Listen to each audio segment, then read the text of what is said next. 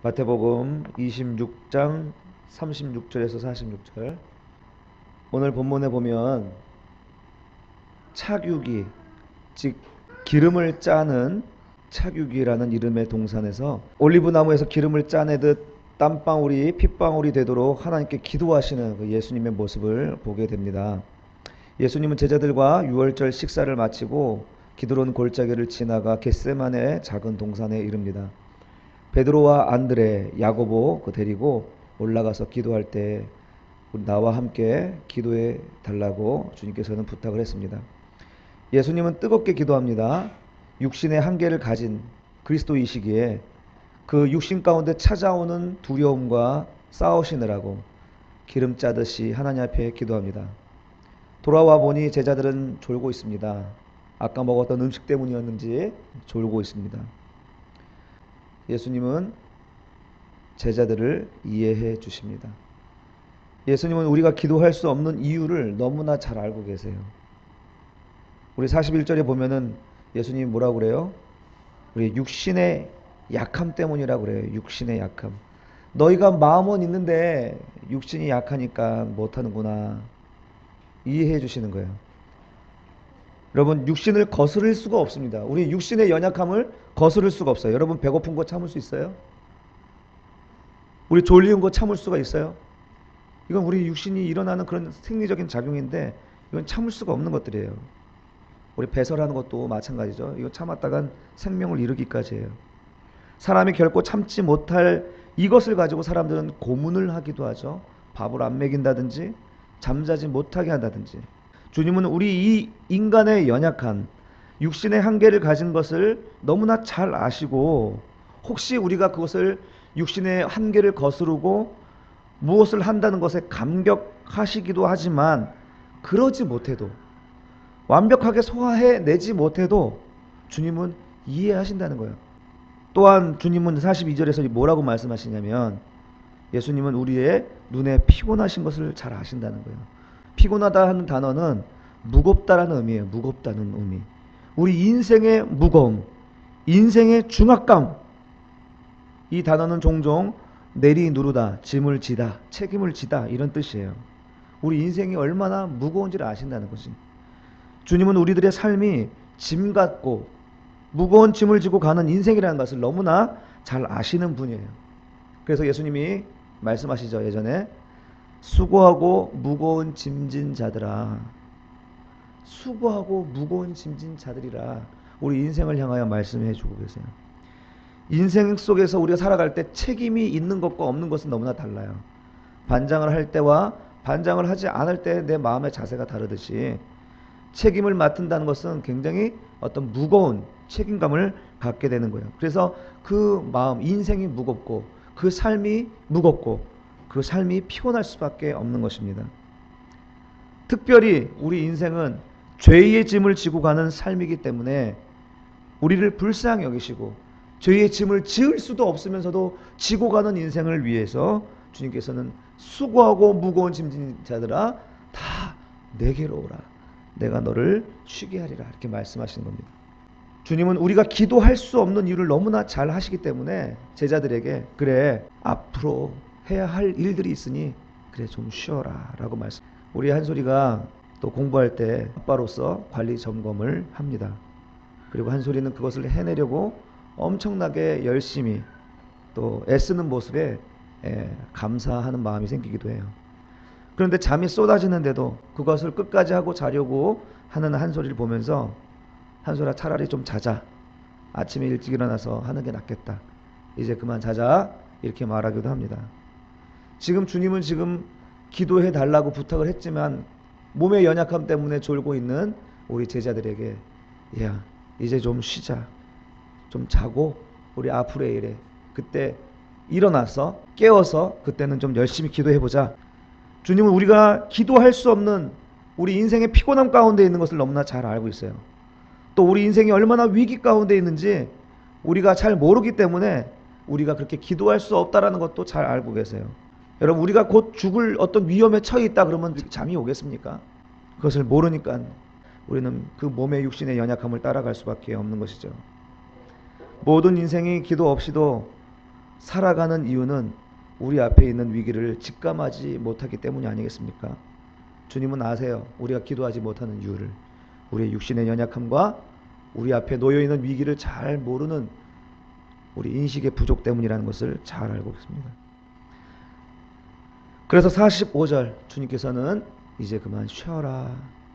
쉬어라. 그리고 바로 동사가 나오죠. 보라. 저는 이 쉬어라 라는 말과 보라 라는 이 단어 사이에 상당한 시간이 흘렀을 거라 믿습니다. 그리고 나서 45절 46절 일어나라. 이제 그동안 좀 쉬었지? 이제는 너희도 일어나서 기도할 때가 되었어. 나는 내 십자가를 지고 간다. 이제 너희도 너희 자신에게 위임된 십자가를 지어야 할 때야. 이제 일어나. 정신 차려야 돼. 오늘 우리는 예수님의 기도를 통해서 자기 십자가를 지어야 할 성도에게 어떻게 기도해야 될지를 몸소 보여주신 장면이라고 저는 믿습니다. 예수님이 왜 기도해야 합니까? 하나님이신 그분이 왜 기도해야 하셨겠어요? 육신을 가진 존재는 기도하지 않으면 안 된다는 것을 몸소 보여주시는 거예요. 하나님이시지만 예수님은 육신을 가지셨어요. 육신을 가지셨기에 기도의 필요가 있다는 것입니다. 사람은 육신의 한계를 가진 존재이기 때문에 기도해야 합니다. 여러분, 기도가 도대체 뭐길래 육신의 한계를 가진 사람들은 기도해야 되는가? 한번 따라해 봅시다. 기도는 견디게 하는 힘이 있습니다. 기도는 견디게 하는 힘이 있어요. 성도로서 우리가 하나님의 일을 할 때 그것을 감당할 수 있는 힘을 기도를 통해서 얻게 되는 거예요. 또 우리의 일 맡은 자로서 우리 인생의 어떤 일꾼으로서 우리의 삶을 살아가기 위해서 이것을 견뎌야만이 열매를 딸 수 있는 거 아닙니까? 하나님께 기도할 때만이 이 견디는 힘이 부여되는 거예요. 우리가 견디지 못하면 열매는 없어요. 견디지 못해서 내가 원하는 대로 쉬고 싶다고 누워있으면 얻을 수가 있는 게 없어요. 전혀. 성경적으로도 우리가 견디지 못하면 소망을 이룰 수가 없는 것입니다. 우리가 아름다운 열매를 얻고자 한다면 힘들어도 눈물이 나도 씨를 뿌려야만이 가을에 출소할 수가 있는 것입니다. 여러분, 어떤 목표를 가지고 살아갑니까? 어떤 사명을 가지고 오늘을 살아갑니까? 이 모든 것을 감당하고 견딜 수 있는 힘은 기도할 때만 우리가 얻게 되는 줄로 믿습니다. 두 번째, 따라합시다. 기도는 하나님의 뜻을 받들게 하는 힘이 있습니다. 여러분, 우리가 기도할 때 하나님의 뜻을 받들 수가 있어요. 예수님은 하나님의 뜻을 오늘 본문에서 잔으로 묘사하고 있어요. 39절에 보면 이 잔을 내게서 지나치게 해달라고 말씀합니다.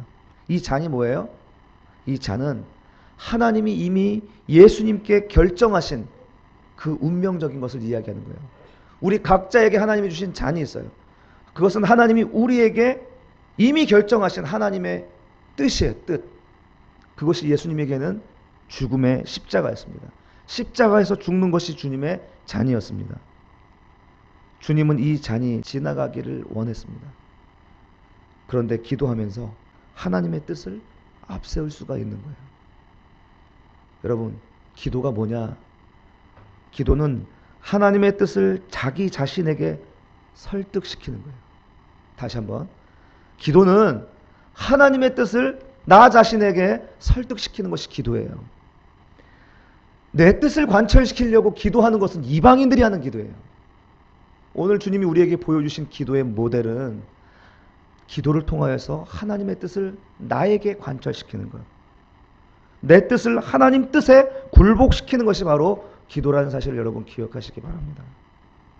그래서 마지막으로 결론적으로 기도는 뭐냐?